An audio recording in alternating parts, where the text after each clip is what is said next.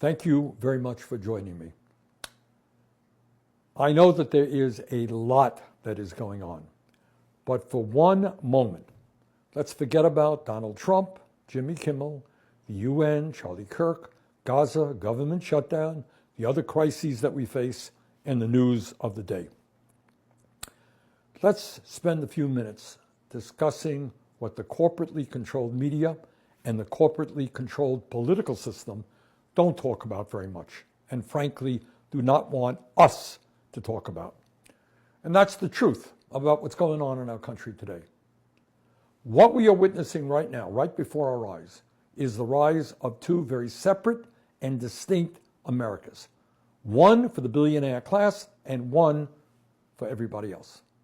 In one America, the richest people are becoming obscenely richer and have never, ever had it so good. That America is overflowing with unimaginable wealth, greed, and opulence that makes the Gilded Age seem very modest. And then there is a second America, an America where a majority of our people live, and they are trying to survive, paycheck to paycheck, and they are struggling to secure the very basic necessities of life, nothing fancy. We're talking about food, healthcare, housing, education, and other basic needs. The simple truth is that never before in our history have so few had so much wealth and power, while at the same time, so many Americans live in economic desperation. Some examples. In the first America, one man, Elon Musk, the richest man in the world, worth over $480 billion, owns more wealth than the bottom 52% of American households. Yeah, you heard that right. One man owns more wealth than the bottom 52% of American households. After spending $290 million to put Trump back into the White House, Musk has become over $180 billion richer since Election Day. That's a pretty good return on his investment. But that's apparently not good enough for Mr. Musk. In order to keep him motivated as CEO, Tesla's board proposed giving him a $1 trillion pay package if he meets certain goals. $1 trillion. That's Musk. Jeff Bezos, the fourth wealthiest man in the world, has a fortune of $240 billion. He recently sailed to Venice on his $500 million yacht for his $55 million wedding, where he gave his wife a $5 million ring. Mark Zuckerberg, the third wealthiest man in the world, is worth $262 billion. He has spent $110 million to buy 11 homes in Palo Alto, California, to create his own private compound, and another $270 million for a 1,500-acre estate on an island in Hawaii with a 5,000-foot underground bunker and 3 yachts worth over $530 million. Larry Ellison, the second wealthiest man in the world, worth $370 billion, recently became $100 billion richer in a single day. He owns a private island in Hawaii and a fleet of jets.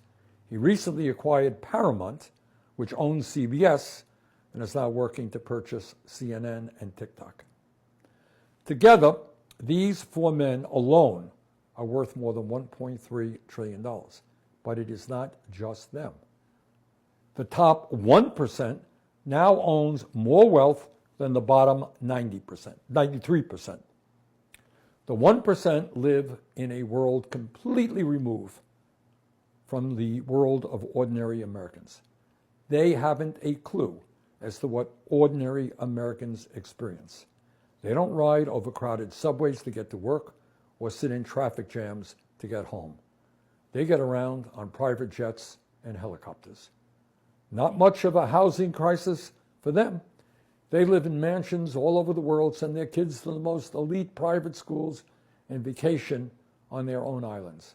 And for fun, some of them spend millions flying off into space on their own rocket ships. That's one America. But here is the other America, where the vast majority of our people live. For them, the economy is not just broken, it is in many respects collapsing. In this America, despite a massive increase in worker productivity, real weekly wages for the average American worker are lower today than they were more than 52 years ago. In this America, people are unable to afford a doctor's visit if they are lucky enough to find a doctor. They are paying over half of their limited incomes on rent or a mortgage and are unable to afford the outrageously high cost of childcare or the ability to send their kids to college. In this America, the price of vegetables, fruit, and other healthy foods is beyond the budget for many. For most Americans, the system is not just broken. It is collapsing, and it is increasingly resembling life in the third world. Everyone needs health care. It's not a radical idea.